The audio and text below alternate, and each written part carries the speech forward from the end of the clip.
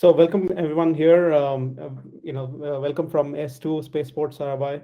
For those of you who don't know S2, we are a independent space think tank in India. We're the first ones to set up something of this nature as a completely space-focused think tank based out of India. The goal of the think tank is very simple: is to provide policymakers perspectives that are rooted in research. And give them these perspectives to be able to do educated decisions when it comes to policies. We also do a fair bit of other such projects, such as capturing history of our space program by having scientists, engineers, and industry people who've contributed to our space program and capturing their memories. For example, we also do initiatives such as internship placements for young people in space industry, um, and research initiatives for young students to come up with projects and to be working with us. So there's quite a few things that we do, and we've been doing over the last couple of years. So today, we're organizing this panel because it's a very interesting time, given that policymakers in India are also looking at space as one of the sunrise sectors for the country to be doing a lot more investments and looking at this industry as a critical industry for growth for the country in itself. So just off the bat, recently, one of the big policy decisions that the government in India has taken is to infuse a budget of around 1,000 crore Indian rupees, which comes up to something like 110 million US dollars to support young companies in India to be able to then catalyze this whole industry to be able to move forward. Just over the last 5 years or so, there's been about 200 startups that have come up in India, according to official records. And several of them, like Pixel and Skyroot, are very well known. I guess they've today in combined industry capital raise, where have probably raised more than $500 million in the last few years as an industry. Obviously, we are very small compared to some of the bigger countries like the US, but I guess not bad for a emerging space country that is trying to do more things than it was in the past decade. So this particular webinar is being organized mostly because there's a viewpoint to educating people on how well the space industry is doing, as well as what numbers are being projected by various people, and how those numbers are credible or not credible to a large extent, and it could also be how they measure those numbers as well. So we have three panelists here. We have Carissa, who's based out of the US, but today based out of London, who heads BryceTech. We have Pierre, who's the research director at AST, and then Eurospace, and then Filip, who's an investor at Expansion Ventures. So this kind of panel is, I would say, this probably gives a very good balance between the three of them, which will be very interesting for us to hear their thoughts about some of the things that we are going to go over in this particular webinar. So off the bat, I would like to first begin this conversation. Maybe obviously, I would want all three of you to respond to these questions so that we have to take turns. Maybe Carissa first, you, and then Pierre, and then Filip. We go in this order so that we can get all your opinions on how things pan out from your thoughts perspective. So from off the bat, I would say there are several industry estimates that are being projected by various institutions.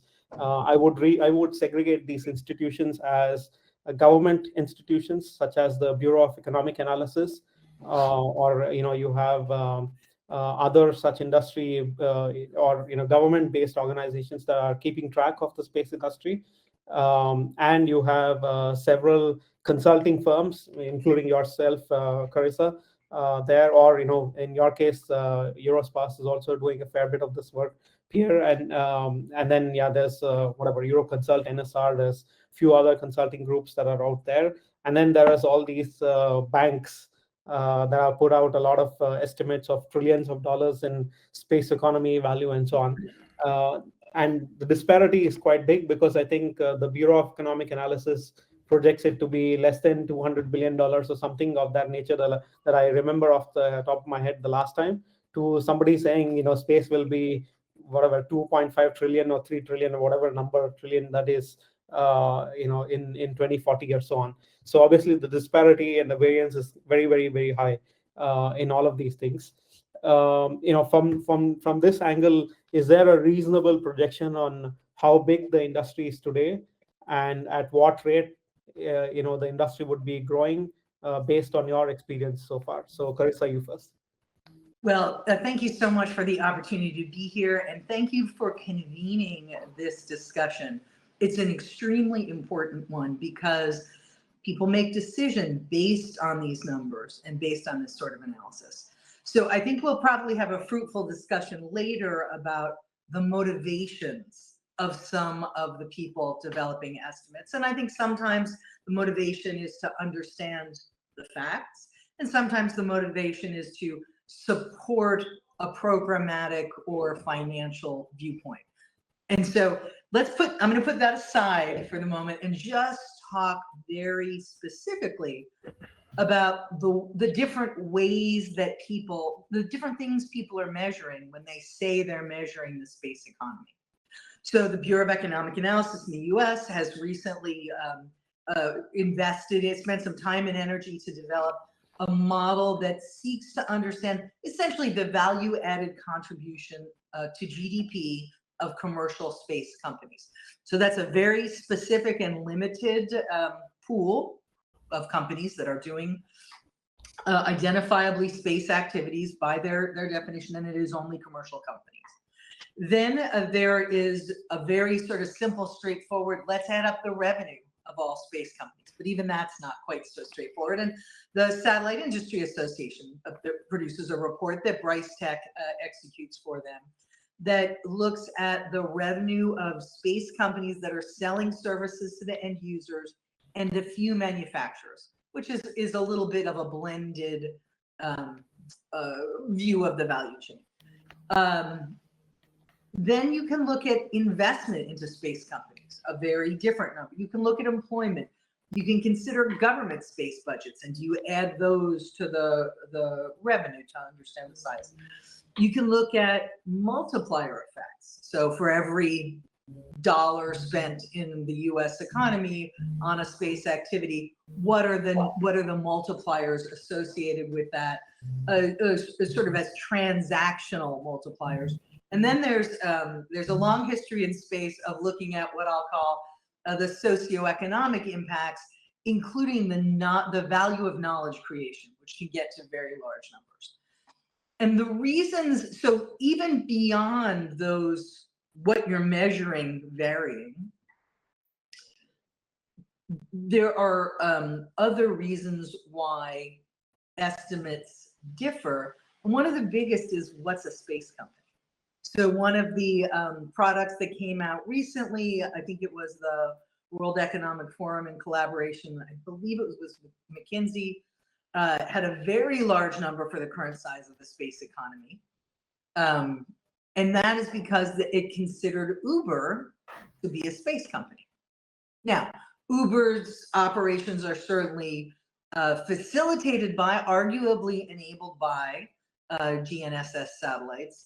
But Uber didn't deploy those satellites. Uber doesn't pay for use of those satellites. So, counting Uber's entire revenue stream as a space company is, I think, a different view than what many people are thinking when they ask, what's the size of the space economy? And there are other mechanical issues like data conventions and conversions and data collection challenges. So I think there are many good, realistic, honest reasons why estimates differ. I think that you really need to clarify the question. It's like in the Douglas Adams books, a giant computer comes up with the answer to life, the universe, and everything? And the answer is, of course, 42. And that's not very meaningful because the question wasn't specified well. And I think that's very much what we're grappling with here. Thank you. That's very interesting take. So, Pierre? Now you have to unmute yourself, Pierre. Yes, sorry. There was noise from outside, so I muted me. So thank you for inviting me to this discussion. I think I have a different take than Carissa. Of course, there's a lot of work which is done by putting together data and understanding whatever is an economic variable related to space activity. So, you know, you can start looking at annual reports from companies and pulling together the data, asking yourself, rightfully so, whether or not a company is a space company, should it fall into the perimeter? For me, this is a bit of a secondary issue. I think you should separate a measure from a discussion. A number of figures are put together just because people are pushing for lobbying. And so basically they want to create a big figure because it creates a big impression, and then maybe it helps, you know, generate the kind of political support you're looking for your programs to exist. When you look into space activities, I think you should not look at the companies, you should look at the product. Space is based on space infrastructure. Space infrastructure is very well defined. So you have a satellite, you have a launch vehicle, and then you have a ground segment. So you can actually measure the value of building and selling those items to whoever is buying them. And then you need to ask yourself who is actually using the space infrastructure and whether or not they make money from it. Some people are using the infrastructure, they're not producing any commercial service. So the value of the service in monetary terms is zero. And Uber is using the GNSS service, which is provided for free by all the different providers in the world, be it the US GPS or the European Galileo. So clearly for me, those are two very, very different things. And from the analytical purpose, if you ask yourself, I want to launch a business and I want to build satellites, your question is, who is buying satellites? Or what kind of service I can sell if I actually own a satellite? And from that perspective, the space economy is pretty small because you have only two types of entities which are buying satellites and the related launch services and the related ground segment, which is professional satellite operators, integrated satellite operators, and governments. And when you look at this panorama, the question is not complicated at all. You can count the satellites which are launched, you can put a value on them, and then you can estimate what is the total market. It's very much like looking at the automotive sector. And then you can ask yourself, how many cars are built? And you can say, maybe we build, I don't know, 1 billion new cars every year. And what is the value of that market for the people that build the cars? But then you can ask yourself, how are the cars used? So you can say, okay, I'm a taxi driver, so I buy a car, I make a revenue from that. And then I can say, this revenue is part of the car economy. Well, or not. But as a car builder, my point is not how much a taxi driver is making. My point is how much is a taxi driver able to buy and how much he's making on the car taxi business, maybe driving his ability to buy one car, two cars, a bigger car, a smaller car. But then again, it's a very different thing. So for me, if you're looking at space markets from an assessment perspective, the point is really measuring what the satellite business is worth. So the business of building and selling satellites, launch services, and the related ground segment. And then you may want to ask yourself how much revenue can be derived for the people who are actually into that business from owning that infrastructure. And then it's full stop. All the rest, for me, is very much noise, white noise, pink noise, gray noise, whatever. So you can say the GNSS signal value is huge, and actually, I actually concur. I mean, without the GNSS, you don't have navigation, you don't even can make a normal phone call because your phone now needs to have a GPS location in order to correct the Doppler signal. So many things do not work without the GPS. But the actual business of building and launching the GPS satellites, we know it from the US General Accounting Office very recently. It's 7.6 billion for the last 6 Block 0F, whatever satellites that were built. So you see, it's two very different things. For me, the main problem is that people are putting together all this into some kind of not very well defined term that is the space economy, which I believe doesn't help rational thinking in any possible way. It doesn't help policy making. It doesn't help anyone. It doesn't help investors. And the problem also is that this figure then is used by, I don't know, investment banks to make some kind of projection to the future for which they have absolutely no justification. Why do they put a growth rate of 4, 5, 6% on this and that? You don't know. And then people use this on their pitch deck to justify some kind of request for anybody investing in their company. So basically you have this whole construction which falls down into something which is not very actionable, not very useful, and not very intelligent. But that's not the point of who is producing the data. It's very much the point of who is actually not taking the time to look into the data itself. How is what made, what was the purpose, and what's behind it. Right, Filip? Cool. Well, so it's difficult to follow up after Carissa and Pierre. Thanks, obviously, for having me. Couple of notes. So, I mean, from an investor perspective, which I guess I represent at this panel, what I'm looking at are revenues primarily. So, you know, at any subsector area, what are the aggregated revenues by commercial firms? Because ultimately, that's what I believe is sort of the addressable market for startup companies we are looking at. Of course, the ideal number to look at would be profits, right? Or, you know, free cash flow, which then can be extracted from businesses. This is accounting 101. And in the end, when our companies will be exiting in, you know, trade sales or public market in the future, this sort of defines the value at which we can exit them. So that would be the ideal.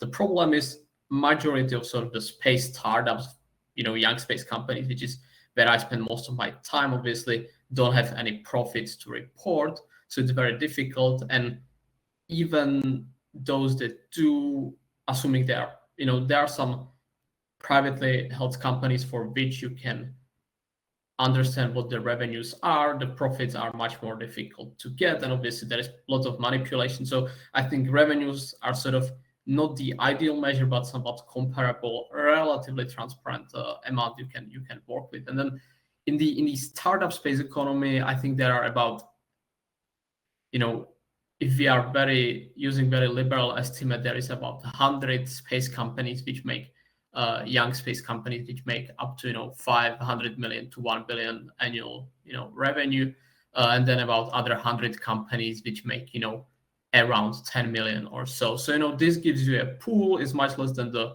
400 billion annual space global market value. It's much less than the 500 million annual space market value. I would say the aggregate revenues of startups, we would be somewhere around 25 to 50 billion dollars annual revenue, which is sort of a useful figure to work with. And then the other part, the question asked is sort of, you know, what is the reasonable growth rate to assume going forward? And then the issue with this number is that the standalone number of growth rate does not give full picture, and we now see it obviously with you know, satellite broadband, where Starlink will probably go from 8 to 14 billion revenue, sort of using some available estimates of their economic activity, whereas for most of the traditional geosatcom operators, the revenue is going down. So like the figure of growth annual rate does not give a full picture, and there's obviously distortion between the sort of the disrupting players and the disrupted players. But I would say to give some like concrete number we can argue about for the young startup space companies, I see their financials. I talk to on daily basis. I would say, you know, 2 to 3 to 5x annual revenue growth rate is sort of good ballpark estimate we can play and work with. Right. Let's go on, Pierre. Yes, just a very quick one, because I think that Filip raised a good point when he asked the question about profits. And indeed, I believe that this is also an important metric that people are losing. And when we hear this very overquoted figure of the space economy is growing, people are given the impression that this is a growing business with profitable opportunities, which are even compounding and growing on themselves. When you actually start looking at the open source data available on who is actually building satellites, building launchers, and operating satellites. And I'm talking about data which is sourceable and open. Everybody's losing money.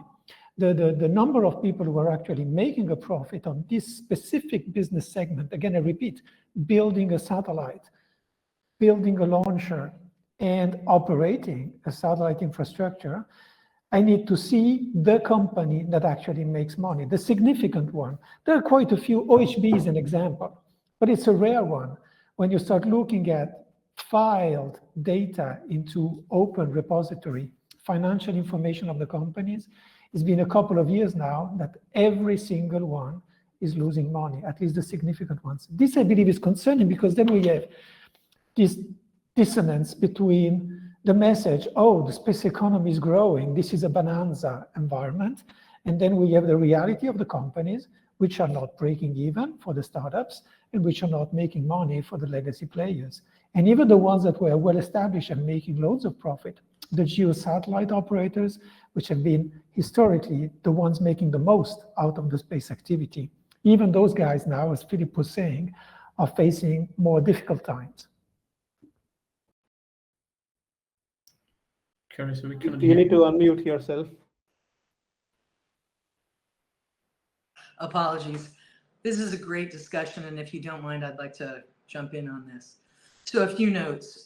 One, I could not agree more strongly that really to interpret any of these numbers, you need to ask what is being measured and why is it being measured. I do think it is important for us to not too narrowly define the business of space. There is the satellite value chain, which is a fairly well-established set of commercial businesses. There's also a whole suite of in-space activities that have some non-government customers, but primarily government customers, exploration and science activities, and LEO platforms, and R&D, and people have visions of manufacturing and resource extraction, which we could spend a whole skeptical hour on, I think. The business models are very different. It's an example I like to use is, if I said to you, let's talk about the ocean economy, you would say, Carissa, are you talking about snorkeling in the Caribbean?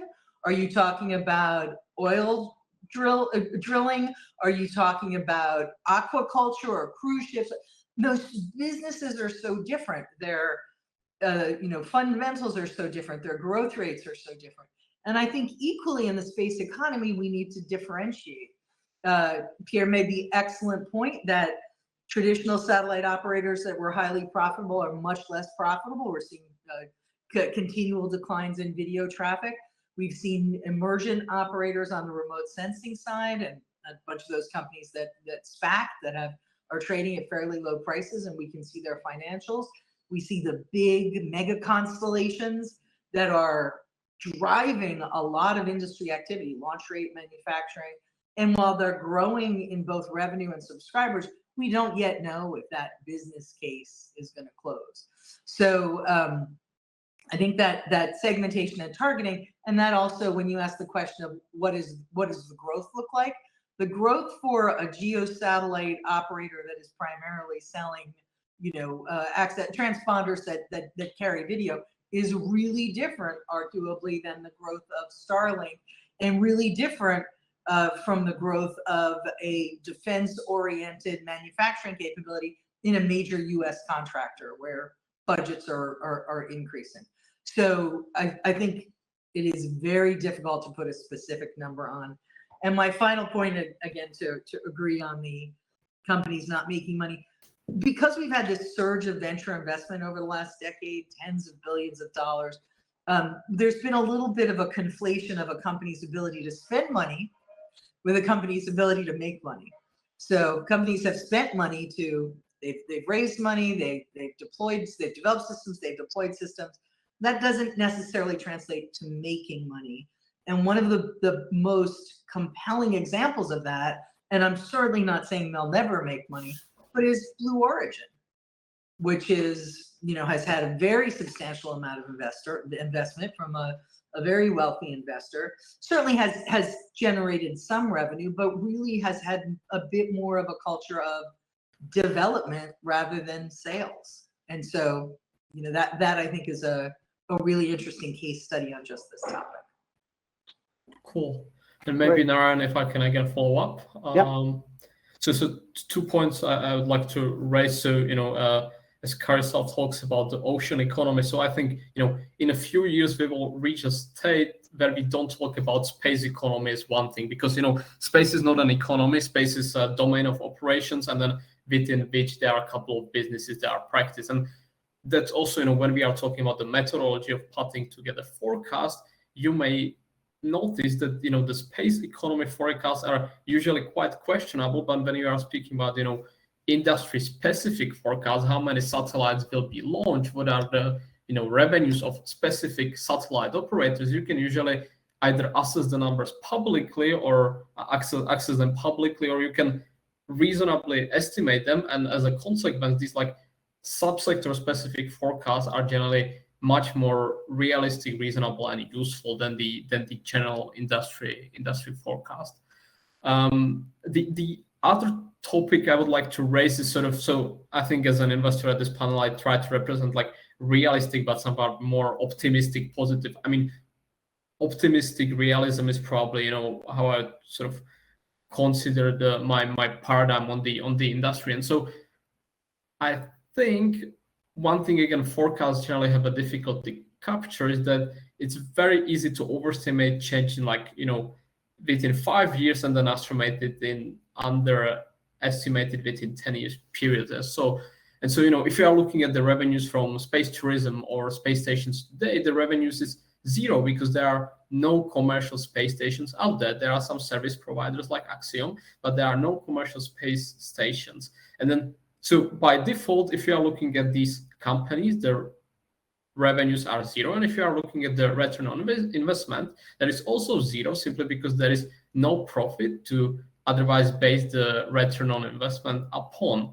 In 5 to 10 years, where a couple of these commercial space stations will actually launch, we can very quickly move to hundreds of millions of dollars per revenue per player, and then suddenly these forecasts and the actual reported numbers look very different. Or at the beginning of the conversation you mentioned Pixel, and obviously to date Pixel has launched single-digit number of satellites. So right now it is an experiment, and as they scale their constellation this year and next year, they will have more satellites, more data, will be able to provide products of better quality, and suddenly the revenue from the much better service they can suddenly provide may be very, very different. So to tease a little bit maybe the conversation, I think it's reasonable to say we are somewhat either at the inflection point, or to allow myself to say that the young commercial space companies can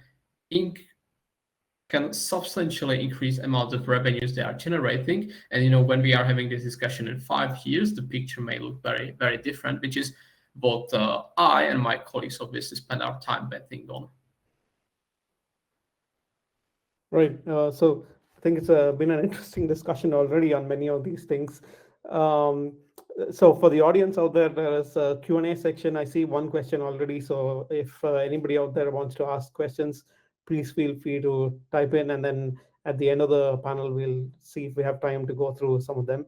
So I want to quickly jump into something that is following the conversation that we've had, which is that, in my opinion, governments have traditionally been the largest customers for the space industry. Outside, when you remove consumer application like direct home television services, right? So if you remove that and look at the industry as such, the other bit being that for me, new space, the way that I read it is that it's a challenger to not only cut cost and innovate, but to perhaps open up more applications that are B2B services oriented in the industry, to expand the scope of commercial services, rather than only for government to be a customer. And I guess the hope has always been that new space, in the definition of it being a commercial B2B service pie, would increase substantially in a way that it would then outperform government as a pie in this industry, right? So, and that's when we probably see a lot more growth and a lot more activity and a lot more productivity in economies that are using space-based services. So the question really here is are we entering an era where we do see the switch happening with more and more B2B services or even consumer-based services are going to rise, or from your perspective, do you see governments as still the key and critical customers for the industry to hold on to and to be able to survive? So we'll go in the same pecking order. Well, that's a marvelous question. In the mid 1990s, we did a report for SIA that said, hey, revenue from commercial satellite activities, dominated exactly as you say by direct-to-home television, now exceeds total global government budgets. It was an interesting note, an interesting moment in time. We've seen, substantial commercial investment, the growth of businesses. That said, I absolutely think that over the next 5 years, particularly, government is going to be increasingly important rather than decreasingly important. And that's a little counter to the narrative around the growth of commercial space that we've been hearing. And I think there are a few reasons government is increasingly important. Will be one, and primarily, I think national security requirements and capabilities. The US and its allies have been very actively talking about their national security posture in space.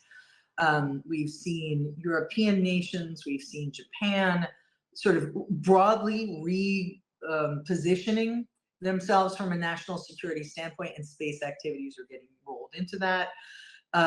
In the US, national security architectures are being shaped by the availability of smaller satellites and smaller satellite manufacturing lines and smaller satellite service providers.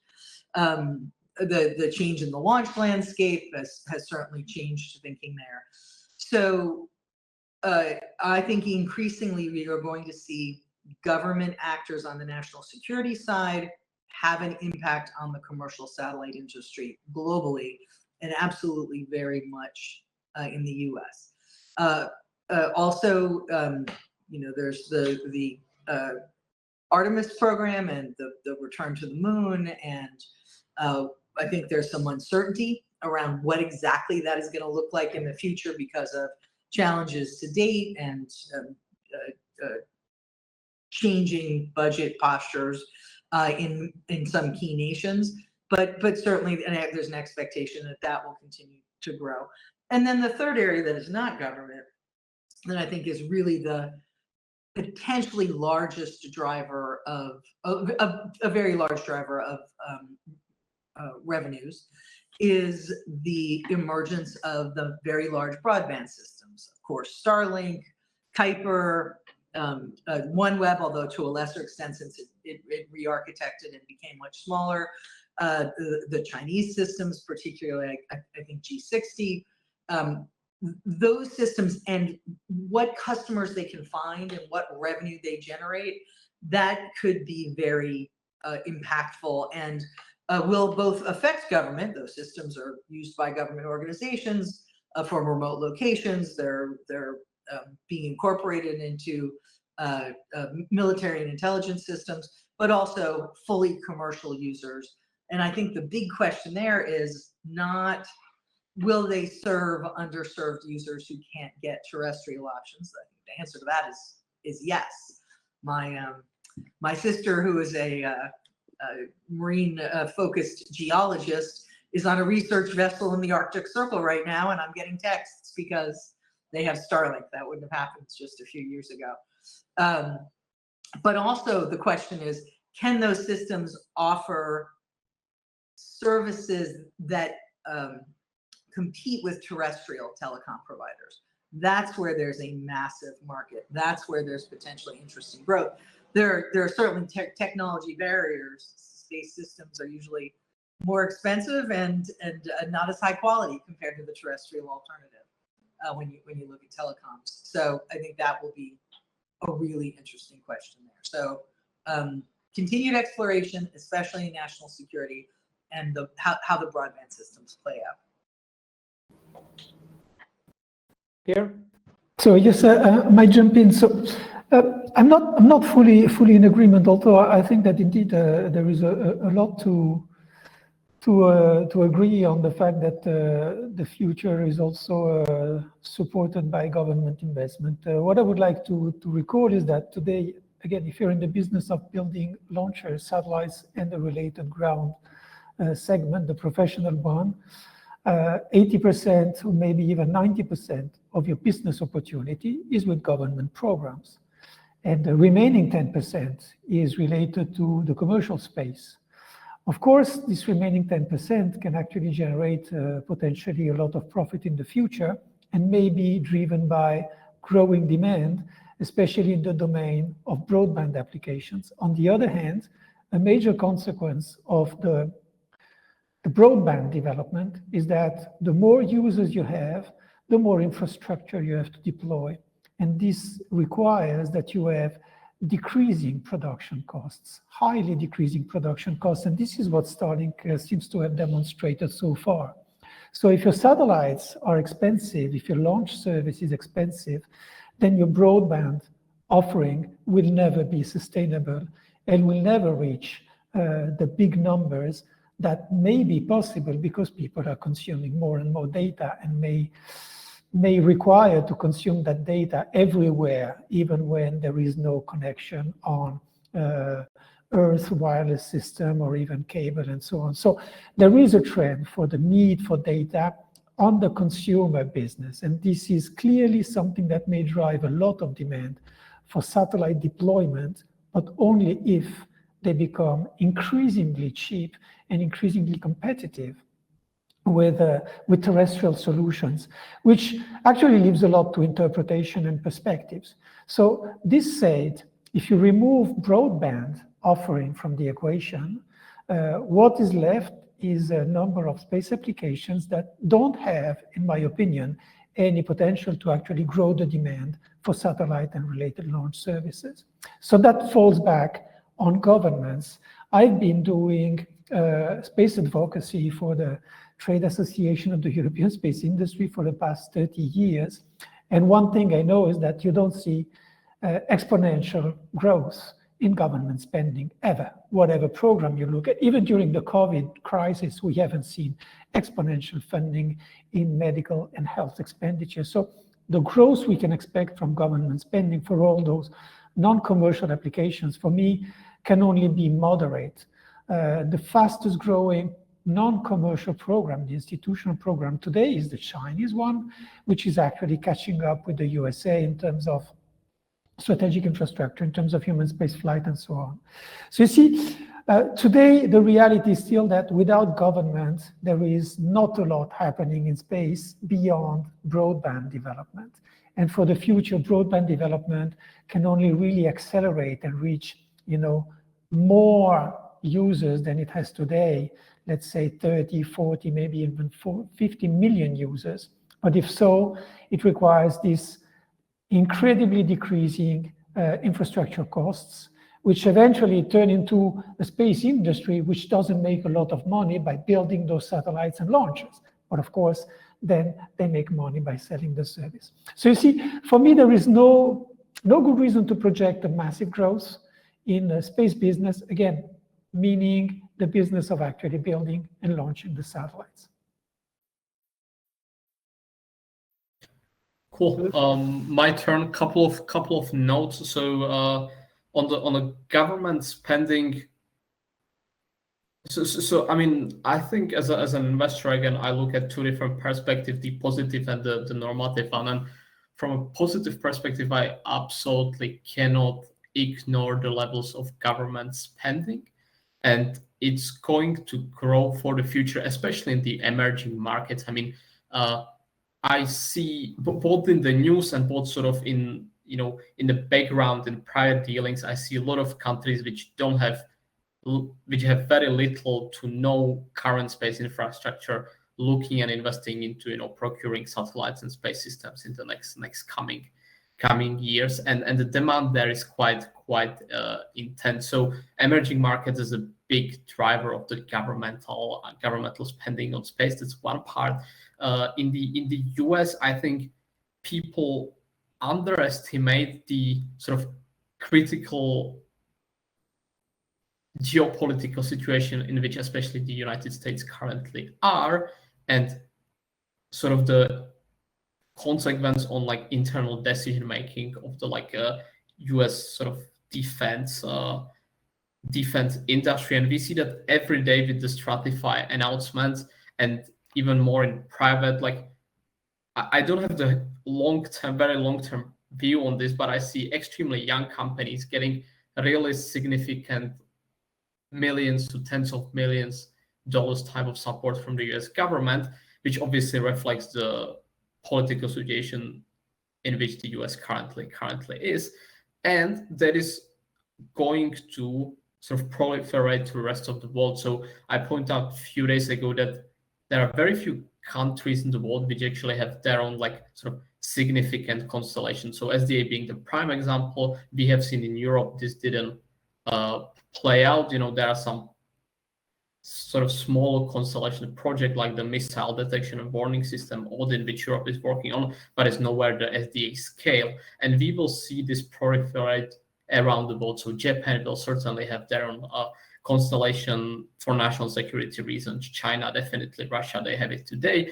And going sort of towards the one level lower. So, will Turkey have their own governmental constellations? Will UAE, will Saudi Arabia have it?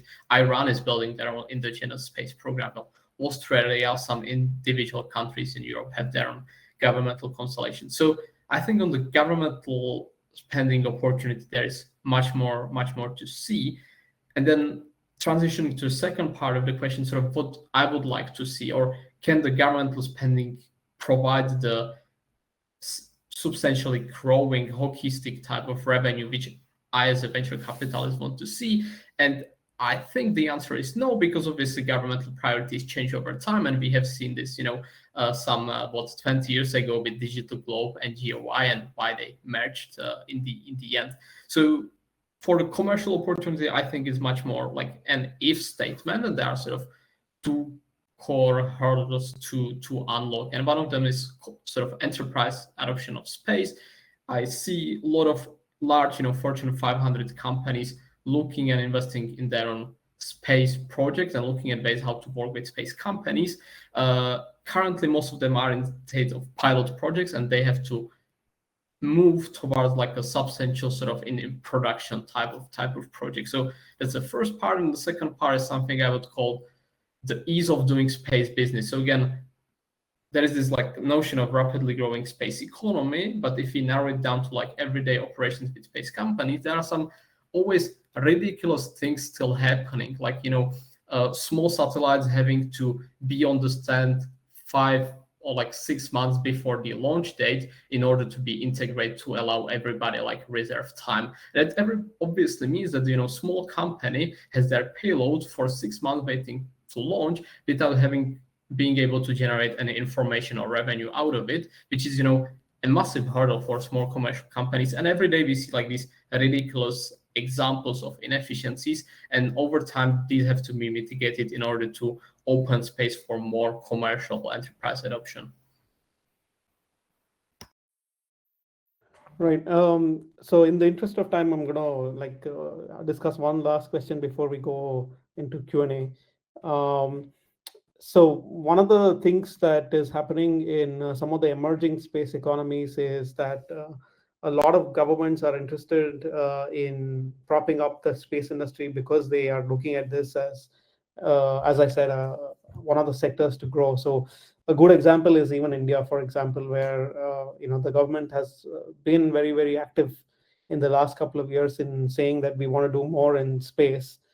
And the question really here is that for any emerging economy to grow its space sector, what do you think are the key drivers or policy initiatives that they should be looking at? For example,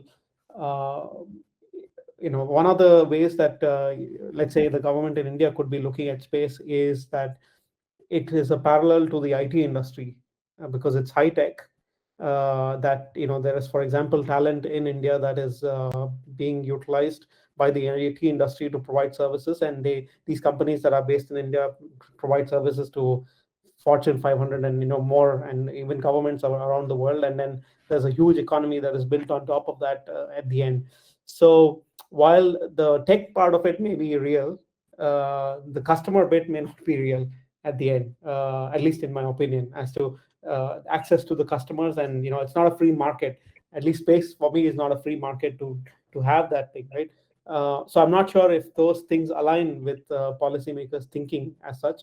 I'd love to hear thoughts on these lines for you guys, especially from the perspective of what do you think are the key drivers and key policy initiatives that, especially if countries like Brazil, India, South Africa, and a whole bunch of them who have something going on in space but need to go to the next level should be doing. So would you like me to kick off again? Yeah, go ahead. So we've been talking about this in many different ways. Bottom line, companies only succeed if they have customers. Sometimes the government can be a customer, be a startup customer, an enabling customer, an anchor customer. That's a critical role, particularly early on. It's very difficult for the government to create demand from commercial customers. What the government can do and must do is ensure that there are not unnecessary barriers. So licensing barriers, classification barriers, bureaucratic processes. Can companies are export banks knowledgeable about space ventures so that they are willing to provide funding to a satellite company, whereas, and in the past, in many cases, the answer has been no, because they didn't have the technical depth to understand the capability or the business model. So removing those barriers is job one. I do think for emerging space economies or smaller space economies, that idea of specializing, exactly as you say, building on existing capabilities, and also targeting capabilities that other nations, particularly other governments, allied governments, are interested in, can be a very effective strategy. Not to go too far on the specific note, but I actually think that a focus on cybersecurity in space is a really attractive pathway for India to explore because of the existing capability and because there is still such a gap. And there are different levels of capability. So, military programs may have a certain level of protection, but that may not be shareable with commercial companies. So I think there are some really in-depth opportunities there. But I think the key is, as always, very, very basically focusing on the customers, where they may be and how to enable the company to get to them. Pierre? Yes, so I think that's two angles to the question you put out, and I don't want to take too much time, so Filip has more time also to provide his own perspective. But I think that two dimensions. First is what is a space policy and what is driving space policy today. We see that space policy drivers have become sometimes very much irrational, so that you have statements which are made by very small countries with huge space ambitions that they will never be able to actually materialize by themselves, so that doesn't make a lot of sense. There is also a lot of policy which is driven by this trillion space economy mirage, and therefore you see that they seem to actually provide support to investing rather than promoting the development of an industrial base in their own local countries. I think that the right analogy, if you look at space markets, is more defense markets than anything else, rather than IT. And in this context, the key point for me, if you want an industry to develop and if you want to create a policy in that direction, is to actually focus on a number of achievable goals for your own specific national sector, because everybody is doing space policy with that main driver behind themselves. The USA is buying from US vendors, the Europeans are buying from European vendors, etc., etc. So this for me is the key rationale. You cannot expect to develop a large scale industrial space systems offering only based on the demand from other countries' governments' space programs. That will never help. It will never happen. You can actually manage to secure some little markets here and there. Recently, TSAT was selected by TESAT, by the SDA, for producing the intersatellite links, the optical ones. So let's say that all in all, this will represent maybe a market of, let's say, maybe $1.5 billion over the next 3 to 4 years. It's good, but it's not a game changer when you look at the US DoD is probably spending 30, 40 billion dollars in space every year. So you see, eventually, space policy must be driven by some level of intelligence strategy, and sometimes it is not. It has to achieve some level of goals. Do I want to pursue a science program? Am I looking at military communications because I have troops deployed all over the world, which is the case of the USA and not of China, for instance? So that explains why they have different approaches for military comms, etc., etc. So basically, design a space strategy, which is actually serving a number of well-defined policy goals. And then let's see if you have the right industrial sectors so that you can actually create those systems that serves those needs with your own indigenous capacities. And if you don't, well, you need to procure them elsewhere. But when you look at the emerging space powers, the people who are the countries which do not have indigenous capacities to actually build space systems, they represent between 2 and 3% of the total mass which is launched in space every year, meaning that without indigenous capacity to produce space systems, you cannot create a valid space policy. So you see, basically, it's a kind of virtuous or vicious circle. You need to have a space policy so that you create the industrial setup, and then eventually you have indigenous capacities on ground and in space. Otherwise, it doesn't work. Filip, yeah.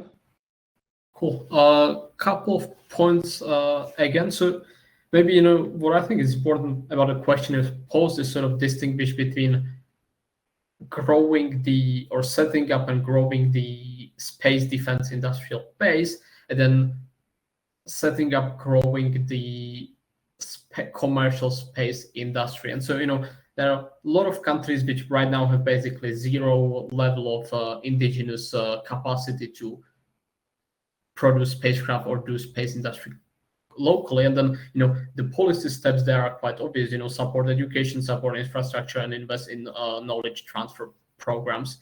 There is then a very different question of countries which do have some, amount of space industry knowledge base, but do not necessarily have, large startup space companies. And Sweden, where I'm sitting right now, as compared to Finland, is a great example. Where obviously there is strong industrial knowledge about space in Sweden. We don't have any big startup space companies. There is arguably less of that capacity in Finland. Yet in Finland, they obviously have ISI, which is arguably the most successful European startup space company. So I think there are two different angles to it, and each of the goals have a sort of specific priorities and steps to achieve that.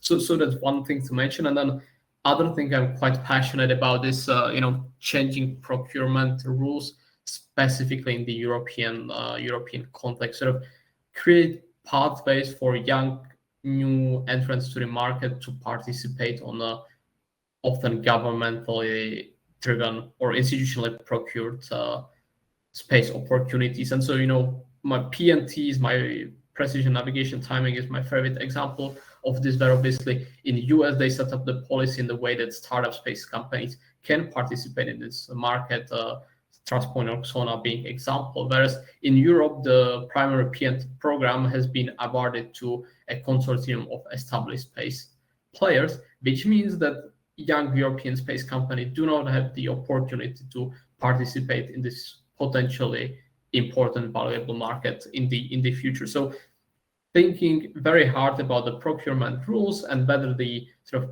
startup support policies are aligned with the procurement policies is, from my side, the most important recommendation, specifically in my context of like European space institutional market. Right. So we're going to do like very quick 1-minute answers and individual presenters answering that, so that we just cover the questions. So I'll go with you, Carissa, first. So we were talking about Uber being included in the space economy. There's an interesting question here that says, is there a way to quantify GNSS value in Uber operations as a part of the space economy? So I'm actually going to answer the first two questions very quickly. That question, absolutely there is. That would be a fascinating case study to do, and that really would require digging into the specific business operations of Uber. That would be a marvelous thesis for somebody to do. On the question of the value of space to the broader, to GDP, I'll mention OECD, the Organization for is it Economic and Cooperative Development. At any rate, Dr. Claire Jolly there has developed guidelines for how to assess that. And Dr. Tina Highfill in the US at the Bureau of Economic Analysis has led the US team and done some, I think, really impressive work. So from the point of view of a government economist really trying to understand how these measures work, those are the two people that I would talk to. Can I say one point here, because I 100% disagree? So I think it's good that we confront this. I disagree with this because Uber is using the GNSS signal. It's a positive externality, but it has no cost, it has no value, it cannot be assessed. Then you can ask yourself, is the airline company, which is actually using oxygen found in the atmosphere to complement the kerosene burn, what's the value of the oxygen there? Again, it becomes, a completely theoretical questioning, which doesn't bring anything to the total equation, in my opinion. I need to jump on that. I think that's not true. For Uber, very specifically, you could evaluate the technological alternatives, their costs, efficiencies, and inefficiencies that you would need in order to replace the availability of a GPS signal. And that certainly would provide some insight into the value of that signal. Yes, but what would be the point? Again, with my example with oxygen, or, with whatever, any positive externality you have, as long as you don't charge for it, all this intellectual creation, does it have a value? How do you put a price tag on it? For me, it's not bringing anything useful. It's free. It's free. People use it. But that's a different question you're answering, Pierre. Is it a sensible question? You think no. Can it be answered? I would argue yes. Okay, but then you can go on asking a lot of questions which don't make a lot of sense.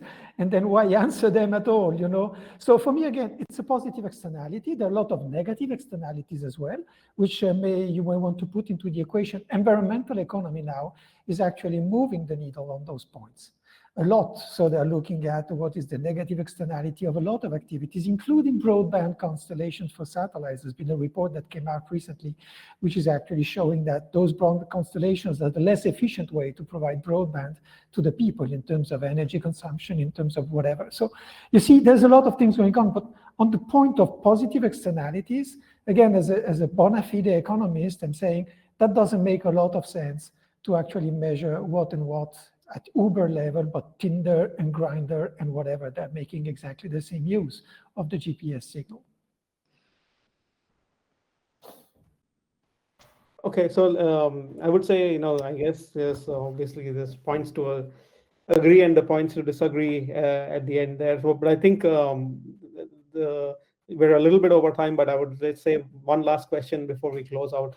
which is an interesting question again, which is how do you have, are there frameworks that you guys are aware of that uses space as a part of the overall GDP contribution, and can it be mapped?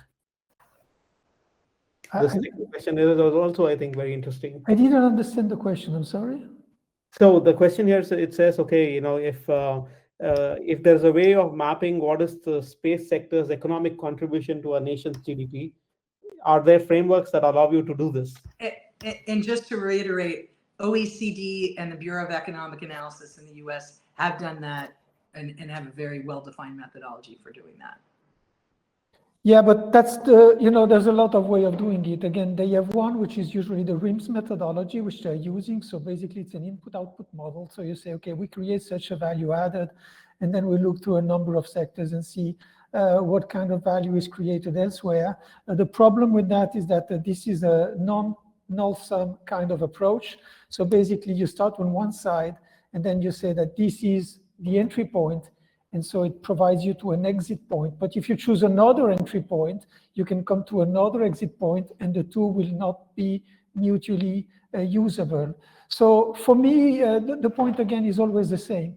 There is the simple value added measure, so you know exactly any industry is producing a quantity of value added, which is actually its own contribution to the GDP. And from that perspective, the space manufacturing industry, which produces launchers, satellites, and the related professional ground segment, has an impact on the GDP, which is super small, because overall, the total value added it creates maybe in the order of maybe 120 billion a year tops. So you see it's very, very small in the face of the global GDP, which is probably in the order of trillions and trillions. But then the social value is much higher than that. And that could be said of many other sectors. And there have been multiple studies on the social value. And I do think the EA has a very robust approach in measuring impact on the US economy. I think they do, but only to the part which is measuring the space activity. Then they have, the impact of space on the construction sector, on all those things. And I believe that this is almost doubling up the figure, but I'm not sure it makes a lot of sense in terms of GDP calculation. It makes another sense in terms of, value chain and value added, which is very complicated because, again, it's all intertwined. The GDP is a closed sum, but when you start making those things and multiplier effects, you're assuming that one thing comes first and is more important than the other. So again, as an orthodox economist, I'm always not at ease with those approaches. So there's a lot to be said. Again, the BAE work on the GDP and the value-added assessment and the global output, I think it's a solid one, and it gives us a good pointer. But again, we see that the value is quite small. It's not trillions, it's more a few hundred of billions. Because it's very product specific. Yes. But again, it makes sense for me. Yeah, so I know that we're over time. If any of you have meetings, you can feel free to drop off. But I would like to ask this question to Filip, which is, how do you see the Starship influencing the space economy? And if there is a consolidation that you think will happen? Cool. So, I love that my two fellow panelists get to discuss about GDP methodologies, and then I can basically, made up my imagination about Starship. So I think that's quite funny. I also think that, investors, industry analysts, commentators have traditionally been very bad in sort of estimating or predicting the impact of Black's funds and their proxy events like Starship coming to the space economy. So I think it's a difficult question to answer. I can see the upside scenario of obviously the launch cost going down, allowing for much more volume intensive applications in space, and that possibly opening some new opportunities for space industry growth. But I would approach it with some degree of caution from a couple of reasons. So as been repeatedly discussed, there is not necessarily strong incentive for SpaceX to drop the launch prices to the level of launch cost, which is a massive sort of difference to highlight. That's one part. And the second part being that there is no evidence either that the launch prices specifically are being a big drawback on the potential success of space economy. So if you look at the currently publicly traded space companies, it's not like if the launch cost would drop significantly or be eliminated completely, that their performance would be much better. Not only because the satellite manufacturing cost is still there, and there are also massive limitations on the ground segment and sort of the cost of data downlink, which is crucial, which are not necessarily addressed by Starship's launch. So I think there is some optimism to be had, but I would also approach this question with a degree of caution. And with respect to the M&A and consolidation. Yeah, so great question from Julian. I wrote a piece about this where actually the promised consolidation did not necessarily happen, because the consolidation discussion has been around consistently, and even so the frequency of mentioning this word heightened after the SPAC bubble in 2021. But I would say companies found several different ways how to actually avoid the consolidation, either going the government and SBIR route, or refocusing their business a little bit, downscaling ambitions. So we haven't seen necessarily large-scale bankruptcies, and the M&A levels are, I think, slightly rising. I don't have, again, like the sort of long-term trend prior to COVID, but it's not certainly like we would see a massive increase in the M&A numbers. So I think the consolidation has been a bit of an overused buzzword, and space companies found other avenues how to navigate the turmoil. A quick note on that. Last year, we also saw a bit of an increase in peer companies acquiring one another or merging with each other, as opposed to a large government, long-standing firm that focused on government customers buying up a small commercial firm. And so that kind of peer-to-peer merger is interesting. Just one word on Starship, if I can. But for me, the key point is whether or not there is indeed an incentive for SpaceX to drop down the price of launch, which we haven't seen really happening a lot. They just seem to undercut any competitive offer, but just by a slight amount. They don't, go down and slash down costs for everyone. So that's the point. And the other point is, even if costs are driving down, my question is, who will need that launch capacity? So we need to ask again, who is buying satellites and needs to launch them? There is no self-standing launch demand. You need to launch because you want to deploy infrastructure in space. So launch costs are one element of your cost equation, but not the whole of it. So I think it's interesting to see, but let's see if it works first. Great.